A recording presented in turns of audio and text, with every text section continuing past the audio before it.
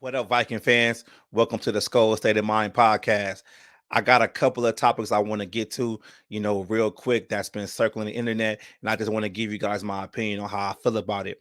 As you can see right there, Trey Lance, Vikings trading for Trey Lance. Now, we all know that the 49ers a couple of days ago released their depth chart, and Trey Lance was the third quarterback on there. I mean, I'm not really surprised. I mean, it is what it is. But this ain't a 49er podcast, it's a Viking podcast. So let's talk about how this affects the Minnesota Vikings. Now, everybody is buzzing about, should trade for Trey Lance. The 49ers didn't use him the right way. He got a big arm. He's still young. I understand all that. But what nobody is talking about is that contract. Trey Lance only has 2 years left on his rookie contract. That being said, it is whatever the Vikings trade for Trey Lance to bring him into Minnesota, 6th-round pick, 7th-round pick, a player, whatever, you still got to worry about that contract. So the first year, he'll be backing up Kirk Cousins, right? That's cool. So then that second year, whatever happens with Kirk Cousins, if Kirk Cousins walks, he gets traded, whatever happens, let's just say Kirk is not on the team next year. So you have Trey Lance and Jaron Hall. Now, Trey Lance will be in his last year of his rookie deal. Yeah, you can offer the 5th-year option or whatever, but what if his camp decides to play hardball because they want more security?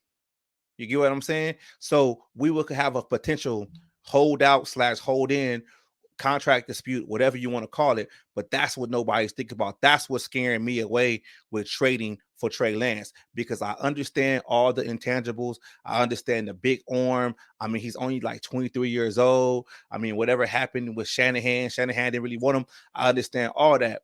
But at the end of the day, the NFL is a business.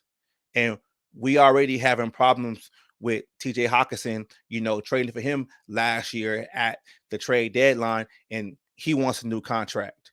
So we got to think about that, because trading for a quarterback, we ain't even extended JJ yet. TJ hasn't been extended yet. I mean, 2 years from now, Christian Darrisaw is going to need an extension. So I don't get why us Viking fans are even debating trading for Trey Lance at this point in his contract. So let's move on. Jonathan Taylor. All right.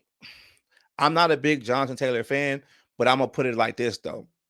A lot of people out there, social media, podcasts, the running back position, you don't need to pay guys. It's undervalued or whatever. So, quick question. Why would you release Dalvin Cook and trade for another franchise running back? That makes no sense at all.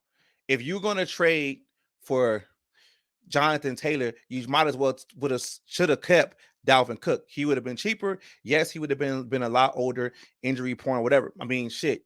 Jonathan Taylor's injury prone too.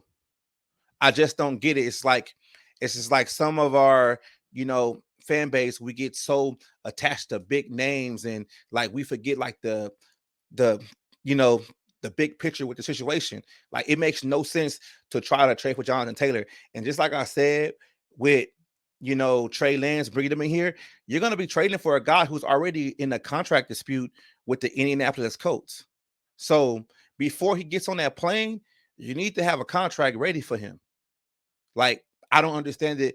We are not trading for Jonathan Taylor. He's not coming to the Minnesota Vikings. That's just it.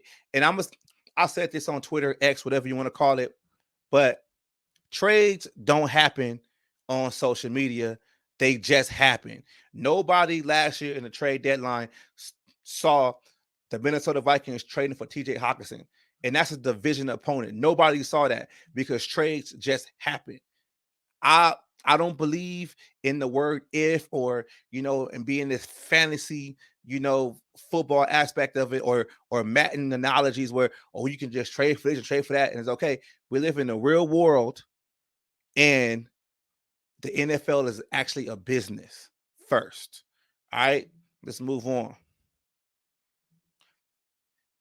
Kwesi as GM. I'm gonna be honest with y'all. I want Tricky Ricky back, because I was reserved with Kwesi, for a while now, and I really didn't want to bash him, but I'm starting to really question him as a GM. So I'm gonna break it down for you real quick right now. So yes, the TJ Hawkinson trade was a good trade, in my opinion. He's a top 10 tight end. He's great, but you knew when you traded for him that he was going to want another contract. So I don't understand why that contract is not done, because when you traded for him where he was at in his contract at that point. So as soon as the playoff game was over, Kwesi and his team should have been working with TJ's agent to get a contract done. I just don't understand that. I don't. All right. So think about it like this. Since Rick Spielman was GM, how many holdouts have the Vikings actually had? I'll wait. I think I'm going to hear crickets because we haven't had any. Adrian Peterson got paid. Dalvin Cook got paid. Harrison Smith got paid. Xavier Rhodes got paid. Stephon Diggs got paid. Kirk Cousins got paid. Everybody I can name that was there in the Rick Spielman regime got paid, and the Vikings never was in the news for any kind of holdouts. So why are we in the news now? Because we got a rookie GM that I'm kind of finna start questioning right now, because you haven't re-signed JJ. You haven't re-signed TJ. Christian Darrisaw's contract is going to be in the next 2 years. Like, what are we doing here? Like you're not taking care of business first.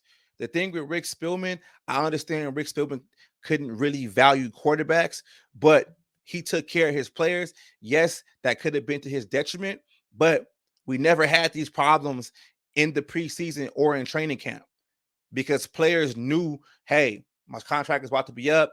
Boom, push the money to the side, roll it, get some void years, boom, bring them in. Rick Spielman worked this shit the right way. I just don't understand what Kwesi is doing. And now I'm trying to question it, because it's like we can sit here and talk about, we can trade for Trey Lance. I don't believe in the front office to get the contracts done anymore. I just don't. Yeah, they can make a trade because they're just trading assets away and exchanging talent or whatever. But I don't believe in this front office anymore, because we ain't re-signed anybody yet. Who has Kwesi Adolfo-Mensah re-signed on this team outside of Kirk Cousins? Nobody. That money ball shit don't work. It does not work in football. I'm sorry. So I just wanted to get a couple of things off my chest. I'm still diehard Viking fan, but I'm just saying, like, I'm really trying to, really starting to question Kwesi right now, because a lot of these contract extensions shouldn't have been done. Thanks for tuning into the Skull State of Mind podcast. Take a beat to give us a 5-star rating and review wherever you get your podcasts. Join us next time, and don't forget to follow Skull State of Mind on all social media platforms to keep up with all the news and updates. Thanks again for listening, and as always, Skull Vikings.